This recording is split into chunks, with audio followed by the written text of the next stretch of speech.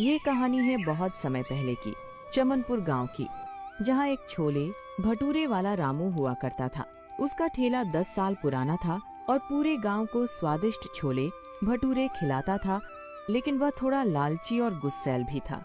तभी दूसरे गांव से बनवारी और उसकी पत्नी विमला वहां आते हैं और आते ही छोले भटूरे का ठेला लगा देते हैं। देखते ही देखते उनका ठेला मशहूर हो जाता है और रामू का ठेला बिल्कुल सुनसान पड़ जाता है। आगे क्या होगा, आइए जानते हैं। आहा, मेरे प्यारे पतीले, आज फिर से हम चमनपुर वालों की किस्मत और भूख दोनों चमकाएंगे। तेरी चमक देखकर तो सूरज को भी चश्मा लगाना पड़ जाए।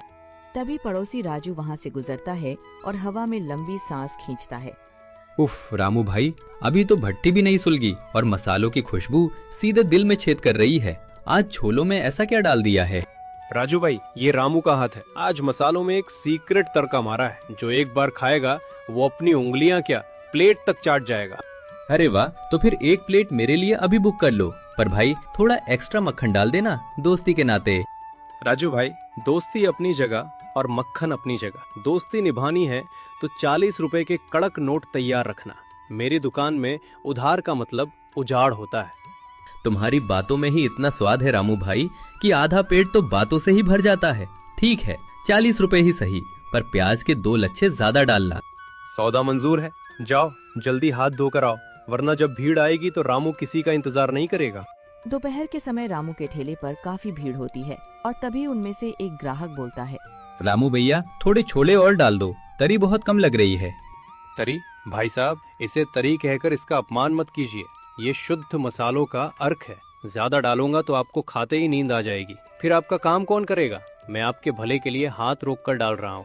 और ये प्याज इतना छोटा क्यों काटा है? चम्मच में भी नहीं आ रहा। ताकि आपके दांतों की एक्सरसाइज हो सके। आजकल लोग चबाना भूल गए हैं। छोटा प्याज होगा तो मेहनत ज्यादा होगी, मसूड़े मजबूत होंगे।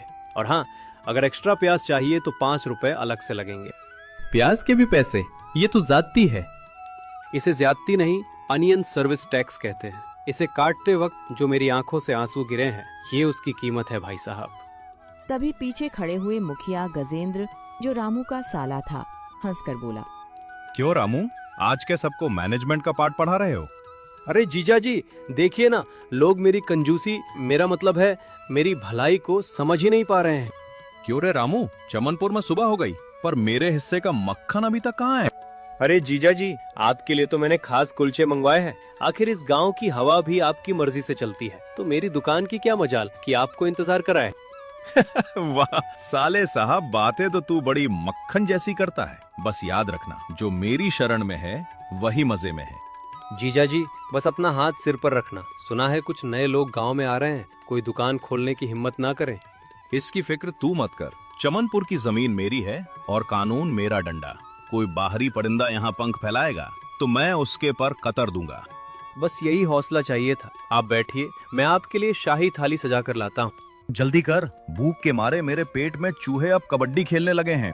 मिलिए बनवारी और विमला से। दूर गांव से चलकर अब ये चमनपुर पहुँचे हैं।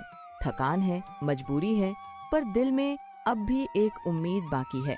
अजी जरा रुकिए, पैर जवाब दे रहे हैं। हम चमनपुर तो आ गए, पर क्या यहाँ कोई हमें सिर छिपाने की जगह देगा या यहाँ से भी खाली हाथ लौटना होगा? हौसला रखो भाग्यवान, मेहनत करने वालों के लिए भगवान खुद रास्ता बनाता है। हमारे पास और कुछ न सही, पर खाना बनाने का हुनर तो है। उसी के दम पर हम फिर से खड़े होंगे। हुनर तो है, पर चूल्हा जलाने के लिए जमीन भी तो चाहिए। सुना है यहाँ का मुखिया गजेंद्र बड़ा सख्त आदमी है। सख्त होगा, पर इंसानी तो है। हम अपनी मजबूरी बताएंगे तो शायद पत्थर भी पिघल जाए। सुना तो मैंने भी है कि मुखिया जी बहुत न्याय प्रिय हैं। खैर, अब किस्मत यहाँ ले आई है तो चलिए उन्हीं के दरबार में हाजिरी लगाते हैं। चलो, जो होगा अच्छा होगा, बस तुम घबराना मत। और दोनों भारी कदमों से गांव की ओर चल देते हैं। चलते चलते बनवारी और उसकी पत्नी विमला आखिरकार रामू के ठेले पर पहुंच जाते हैं। भाई साहब प्रणाम, आपके हाथों में तो जादू है। क्या एक प्लेट छोले भटूरे मिल सकते हैं? पैसे मैं कल पक्का दे दूंगा। हम अभी इस गांव में नए आए हैं। कल? भाई साहब, आपने शायद दुकान का बोर्ड नहीं पढ़ा।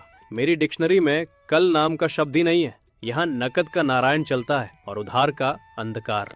भाई, मेरी पत्नी बहुत भूखी है, बस एक प्लेट। देखो भाई, ये दुकान है, कोई लंगर नहीं। अगर सबको मुफ्त खिलाने लगा तो कल मुझे भी आपकी तरह साइकिल पर सामान लाद कर गाँव छोड़ना पड़ेगा। आगे बढ़िए। चलिए जी, यहाँ सिर्फ पैसों की भाषा समझी जाती है। कोई बात नहीं भाई साहब, उधार मांगकर मैंने भी गलती की। आपके दुकान की खुशबू ही इतनी लाजवाब है कि मेरा आधा पेट उसी से भर गया। ईश्वर आपके काम में बरकत दे। अजीब आदमी हो। जाओ जाओ, अपना रास्ता नापो। बनवारी मुस्कुराकर आगे बढ़ा जाता है और रामू उसे देखता रह जाता है। अगले ही पल बनवारी और उसकी पत्नी विमला गांव के मुखिया गजेंद्र के पास पहुंच जाते हैं। तो तुम्हें चमनपुर में टिकाना चाहिए। देखो भाई, गांव के बीच में तो जगह सोने के भाव है, पर गांव के आखिरी छोर पर उस पुराने बरगद के पास एक सरकारी जमीन खाली है।